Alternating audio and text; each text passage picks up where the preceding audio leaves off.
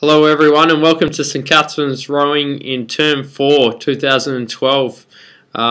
Trust you all had a good break, and we're really looking forward to getting into the crux of our rowing season in Term 4. It's where we get a lot of our work done in preparation for Term 1.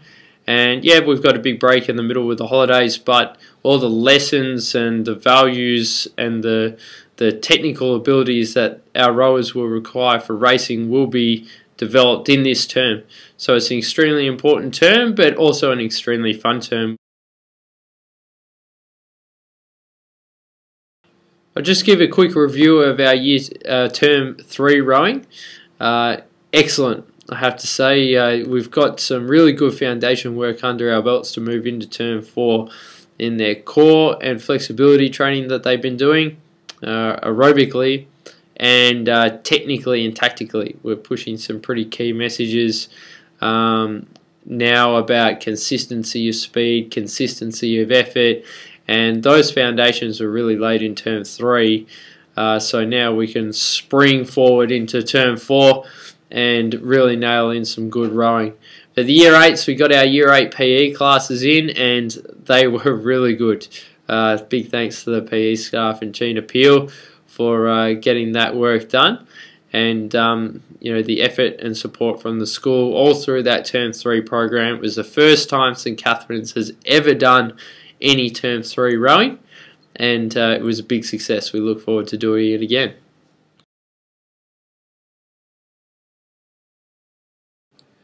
Now, apart from rowing, we've got two key themes which we've got to cover with our rowers this year. Number one, nutrition. We've got to make sure that our rowers continue their good efforts and improvement in how they're looking after themselves. Simple ways of doing this: we're ensuring our rowers eat together. We're highlighting the excellent efforts that rowers are having in their nutrition to encourage all rowers to make sure they're getting the right foods into their system at the right time. The second, study and organisation. We're coming up to exam time. So we're going to have a guest speaker about an ex-St Catherine's girl, rower, who will give them some tips on how she's managed her study over the years. And also we're just going to be pushing the simple messages to make sure that our rowers use their time effectively and they get the best performance out of their exams as possible. Especially a very big welcome to our Year 8 rowers.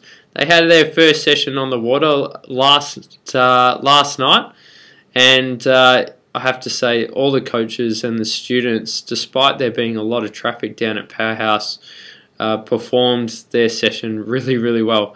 We had a rescue speedboat out just in case any girls got jammed on the bank, and we did have to make a couple of recoveries, but for a first session, the way that it went, the way the girls not only dressed their uniform was fantastic, but also the way they behaved and the respect that they showed to the coaches was extremely encouraging. So we are really hoping that as many Year 8 girls as possible take on rowing. We've got a great group of coaches down there, and they had a ball last night as well, and everyone's really looking forward to that junior rowing year.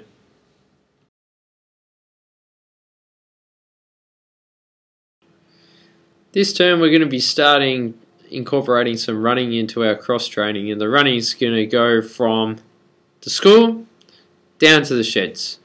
Now this is going to occur on Wednesdays for our junior rowers and on Thursdays for our Year 10 girl rowers and our senior girl rowers. This is for two reasons. One, running is very important for our cross training, maintaining a balance in the stimulus and a healthy lifestyle. And two, it's going to cut out a trip for our rowing parents. So that's one less pickup that they're going to have to do. That's Wednesdays for junior rowers and Thursdays for Year 10 girl rowers and the senior girl rowing program. Now, all they have to do is meet at the Winter Garden at 3:25, bring their bags. We'll transport the bags down to the rowing shed in the 12-seater minibus, and then you guys will be ready to collect them for a 6 o'clock finish down at the sheds. Any questions, shoot me an email.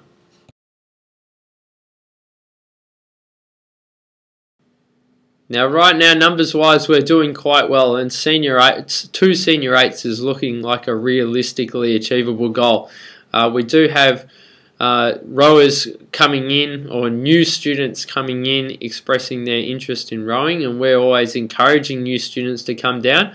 I only actually personally started rowing at the end of year 10, and I was a coxswain, and in my first year of Carey rowing, I was in the coxswain as a second 8, and we only had 4 rowers till halfway through term 4.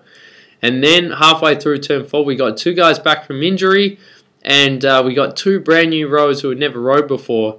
And this is in the year 2000, and we went on to successfully win the Head of the River that year in Carey second 8. So I'm a big believer that rowers can start any time.